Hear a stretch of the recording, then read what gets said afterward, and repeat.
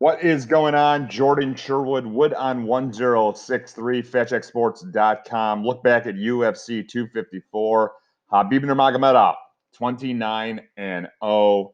He retires in many people's minds as one of, if not the greatest mixed martial arts fighter that we have ever seen. Another brilliant performance yet again against the interim lightweight champion, Justin Gaethje.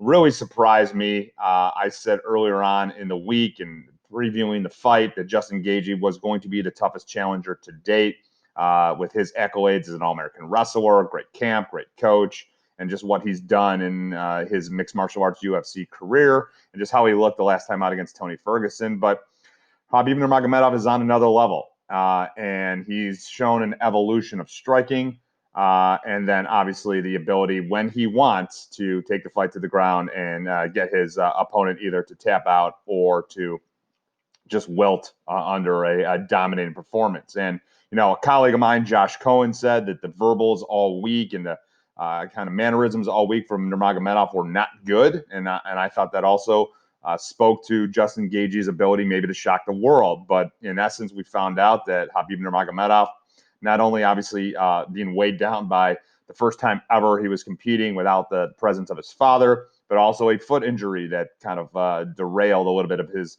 full camp, full training. But nonetheless, Khabib, 29-0. And there really isn't any other reason for him to, come back, at least I think for most fans, to prove something, to go 30-0 and do a catchweight fight with GSP or, maybe perhaps do another fight with Conor McGregor. It's not worth it. It's not needed. And why not just have a guy retire like that at 29-0 on top of the mountaintop, and certainly, now in the consideration, you have to for Mount Rushmore of mixed martial arts and in the UFC. So congratulations to Khabib Nurmagomedov. It was definitely an awesome to see him and fight in his prime. And who knows, maybe he'll get the itch at some point like most athletes do. But, the raw emotion and gratitude that he had for his career was on display in that fight. Outside of the main event, great night for us at FatJackSports.com. We were 5-0.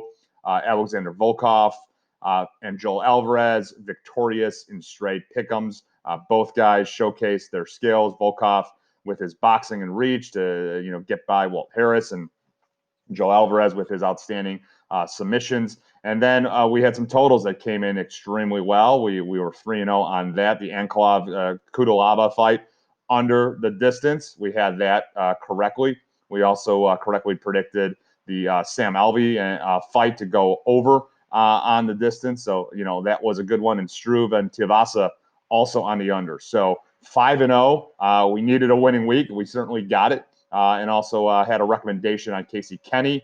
He was victorious. Robert Whitaker, he was victorious. So overall, great night for us at FatCheckSports.com. Hope you got in on the selections. But, we will then move on forward to October 31st, Halloween night. Several good fights. We're already looking at a couple of plays that we certainly like. Heard early on already that Greg Hardy is looking great in preparation for his fight against Maurice Green. So take that for whatever it's worth. Not necessarily saying it's a pick or a play as of yet. We'll get to it a little bit later on. But one quick note, Robert Whitaker needs to be next to the line to challenge Israel Adesanya for the middleweight championship. He deserves it. 2 wins in a row, bouncing back after his title loss to Adesanya. There really isn't anybody else in the middleweight division, so give it to Robert Whitaker. So thank you for tuning in. Bear down and enjoy the fights.